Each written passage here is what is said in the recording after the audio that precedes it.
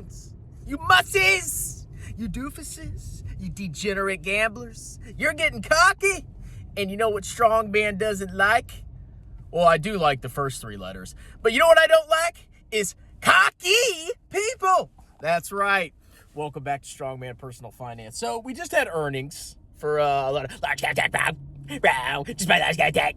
We had a lot of earnings for large cap tech. So Meta, my Jetta, is up what? A lot. Amazon, my Schlamazon, is up a decent amount. And overall, I think a lot of people are starting to feel euphoria because in your genius brains, you look at past historical performance. I keep belaboring this, but it's true. It really is true. You buy stocks that went up a lot, but when they dip, you say, well, this stock went up a lot in the past, and if I just buy the dip, it's gonna come back. And guess what? This most recent time, you were 100% correct. If you had bought Meta at its bottom, which I'm sure all of you did, you would be up massively. Mr. Fabio is a millionaire, trillionaire now, and here I am like a little loser going to Chipotle while I work my full-time job like a freaking clown, okay? But a lot of you are, I think you're starting to feel euphoria. And I actually kind of feel bad. I'm actually upset about how well large cap tech has done recently. Not because it hurts me. I mean, you guys laugh at me. You laugh at me all you want. It really isn't VT. It is. Those are my stocks too. But it really bothers me because I think you guys are learning very terrible lessons that one day will catch up to you, all right? Now, I say this over and over again because it is 100% true. Your total returns over your investing lifetime are all that matter. And what I think you people are really focusing on is short-term massive outperformance of the stock market. And granted, if you bought the dip in large cap tech, you absolutely crushed the stock market. You crushed VTI, you crushed VT because VT always underperforms. It will into the future. And you crushed everything, okay? You guys did very well. I'm like, I don't belabor you. I don't begrudge you because you had a good year in 2023. Probably after you had a really terrible year in 2022, but, you know, whatever. But you guys did well. And I think the lesson that you guys learned is, well, I can pick individual stocks. That idiot strong man, you know, all he does, he's so stupid, and he's got a nasty haircut, and he's got a big Italian nose. He's just an idiot. He just buys this underperforming ETF that underperforms everything. I mean, there's not a single stock that has underperformed VT, right? And you guys laugh at me and you think like, I don't understand this guy. What is he doing? Because I really do, and I'm not joking here. I really think in decades. I don't think year to date, except when I'm making fun of Jeremy because he lies about it. I think in decades.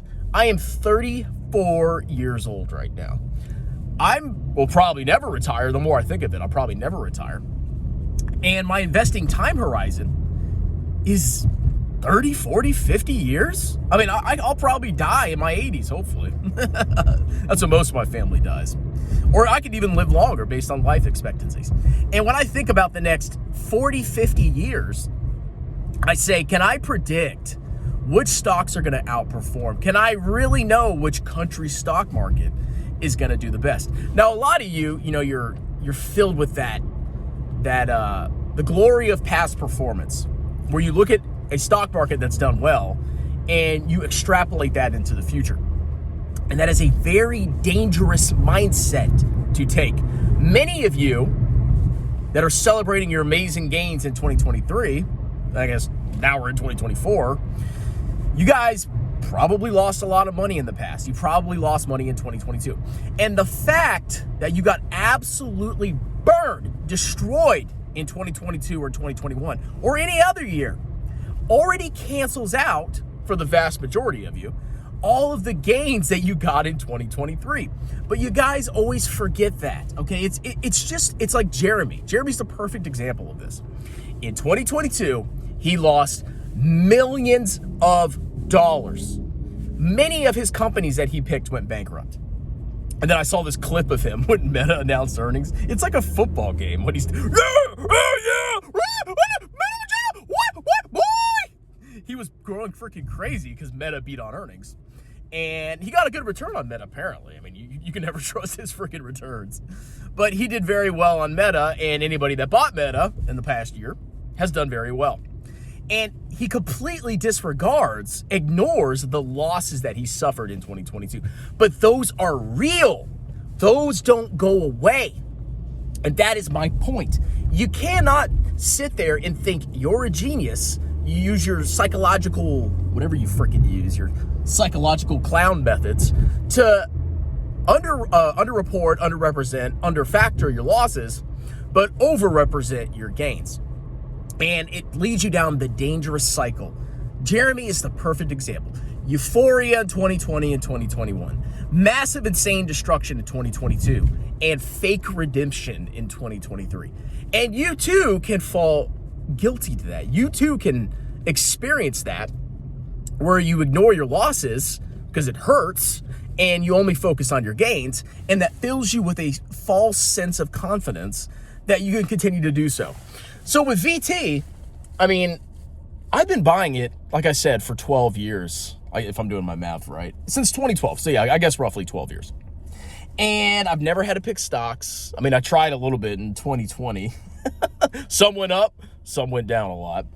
And, but I'm basically 95% VT, 2% my beautiful China 10X ETF, which just give me time, boys. My beautiful China ETF and Robinhood. But I'm still 95 or 98% VT.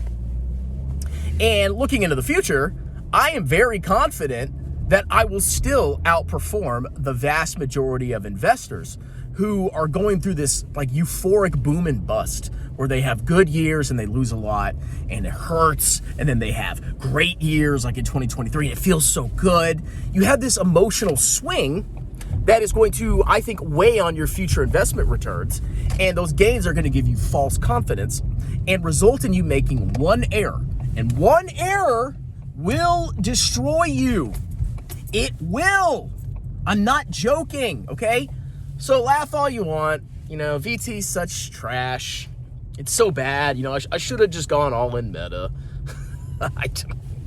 I'm not built for going all in on individual stocks. I can tell you that.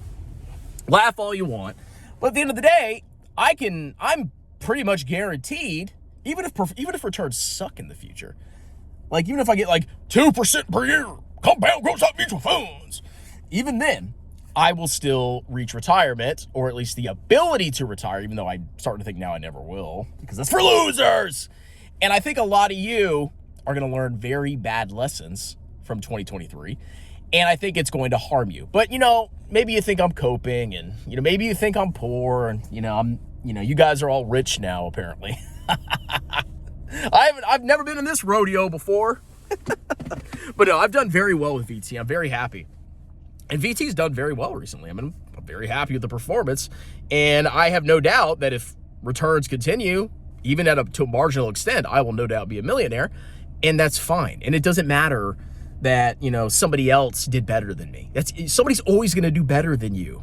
That's what you have to accept that when you buy an index fund. You cannot look at Meta and be like, man, I should have bought that. I'm going to abandon my index fund strategy. Or I'm going to buy Amazon and abandon my index fund strategy.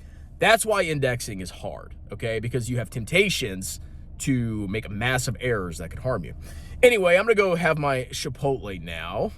And yeah, AI, my hot guy, Joseph Carlson.